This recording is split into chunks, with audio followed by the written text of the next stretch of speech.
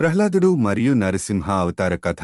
పరాశరుడు ఇలా అంటాడు: బ్రహ్మదేవుని వరం వల్ల హిరణ్యకశిపుడు బ్రహ్మాండమైన శక్తిని పొంది 3 లోకాలను నియంత్రించడానికి వచ్చాడు.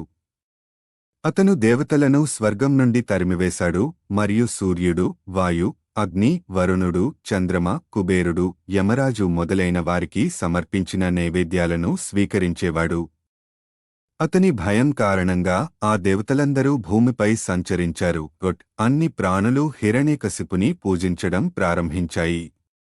అందమైన మరియు రసిక దయ్యాలు అతని రాజభవనంలో నృత్యం చేస్తుంటే గంధర్వులు వారితో పాటు వాయిద్యాలతో ఉన్నారు. ప్రహ్లాదుడు హిరణ్యకశిపుని చిన్న కుమారుడు. మిగతా పిల్లల్లాగే అతను గురుకులంలో చదివించమని పంపారు. ఒకరోజు అతని గురువులు ప్రహ్లాదుని ఆ సమయంలో మద్యపానంలో నిమగ్నమైన హిరణ్యకశిపుడి వద్దకు తీసుకువెళ్లారు. ప్రేమగా కొడుకుని తన ఒడిలోకి తీసుకుని అడిగాడు: ఓ కుమారా, చెప్పు, నీ గురువుల ఆధ్వర్యంలో ఇంతవరకు ఏం నేర్చుకున్నావు? ప్రహ్లాదుడు అన్నాడు: ఓ తండ్రి, ఆది, అంతం మరియు మధ్యభాగం లేని, జన్మ తీసుకొని ఎదుగుదల మరియు క్షీణత లేని ఆ శ్రీహరికి నమస్కరిస్తున్నాను. అది విన్న హిరణ్యకశిపుడు నెత్తుటి కళ్లతో గురువులను చూసి: ఓ దౌర్భాగ్య బ్రాహ్మణులారా, నా ఆజ్ఞలను పూర్తిగా ఉల్లంఘించి నా కుమారుడిని నా శత్రువును స్తుతించడం నేర్పించావు అని అరిచాడు. ప్రహ్లాదుడు చెప్పేది తాము బోధించలేదని ఉపాధ్యాయులు క్షమాపణలు చెప్పే ప్రయత్నం చేశారు. హిరణ్యకశిపుడు ప్రహ్లాదుని అలా తనకు ఎవరు నేర్పించారని అడిగాడు. ప్రహ్లాదుడు అన్నాడు: ఓ తండ్రి, మనందరి హృదయాలలో నివసించే శ్రీమహావిష్ణువు సర్వోన్నత జీవి. ఆయన తప్ప ఎవరికైనా ఏది బోధించగలరు? హిరణ్యకశిపుడు అన్నాడు: ఓ మూర్ఖుడా, మీరు నా ముందు వర్ణిస్తున్న ఆ విష్ణువు ఎవరు?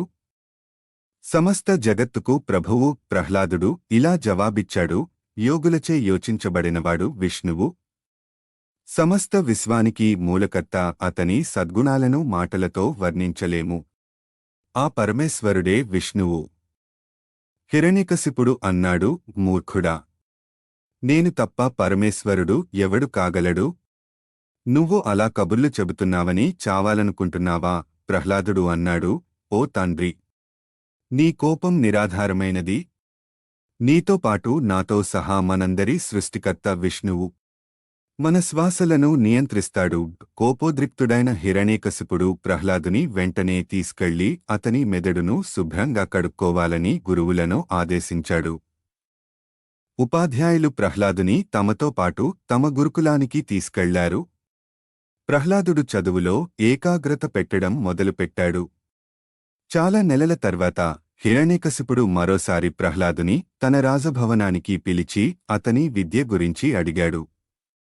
మరోసారి ప్రహ్లాదుడు విష్ణువును స్తుతించడం ప్రారంభించాడు. ఈసారి హిరణ్యకశిపుడు అతనిని చంపమని ఆదేశించాడు. అతను తన కొడుకును తన సింహాసనానికి ముప్పుగా చూడటం ప్రారంభించాడు. హిరణ్యకశిపుని ఆజ్ఞతో అనేక మంది రాక్షసులు తమ ఆయుధాలతో ప్రహ్లాదునిపై దాడి చేసిన ప్రహ్లాదుడు అలుసుగా నిలబడ్డాడు. అతడు: ఓ మూర్ఖులారా, మీలో, నాలో మరియు మీ ఆయుధాల్లో కూడా విష్ణువు ఉన్నాడు. మీ ఆయుధాలు నాపై ఎటువంటి ప్రభావం చూపనివ్వవు. నిజానికి రాక్షసుల ఆయుధాలు ప్రహ్లాదుని తాకలేవు. హిరణ్యకశిపుడు ఇలా అన్నాడు: నా ప్రత్యర్థిని పొగడటం మానేసినంత మాత్రాన నేను నీ జీవితాన్ని క్షమించగలను. ప్రహ్లాదుడు అన్నాడు: ఓ తండ్రి, నేను దేనికీ భయపడను.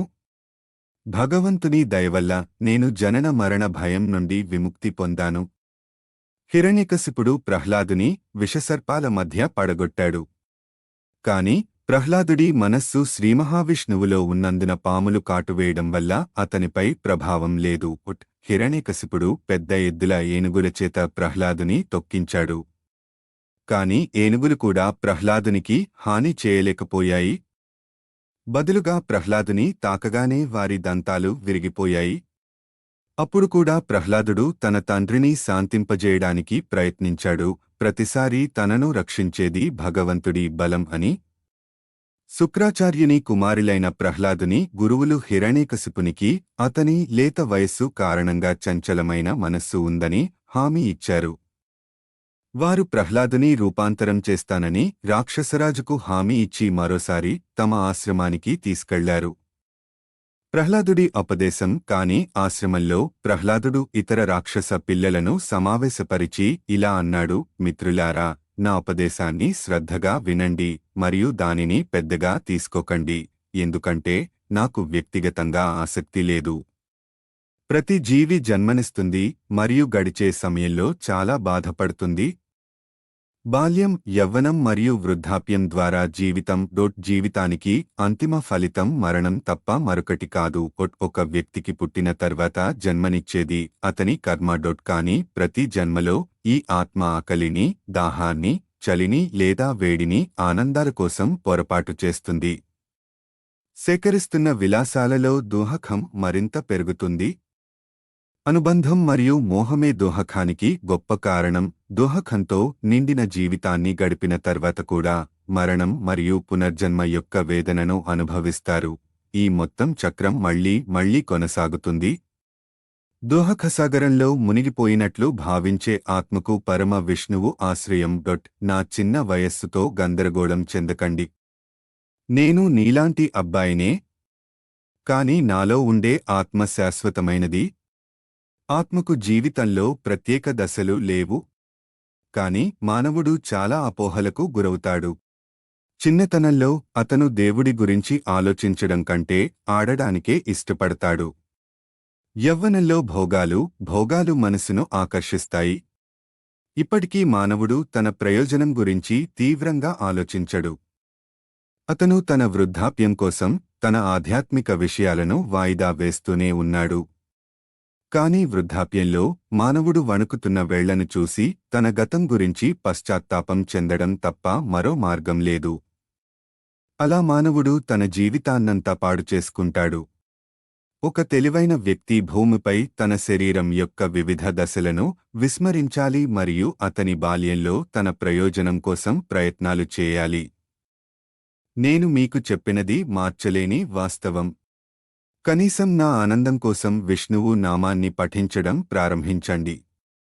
అతని స్మరణ సమస్త పాపాలను నశింపజేయడానికి సరిపోతుంది. మీ మనస్సు ఎల్లప్పుడూ ఆయనను పగలు మరియు రాత్రి ధ్యానించండి. అలా మీ కష్టాలన్నీ ముగిసిపోతాయి. మీకు ఈ వీడియో నచ్చితే లైక్ చేయండి, షేర్ చేయండి, సబ్స్క్రైబ్ చేయండి.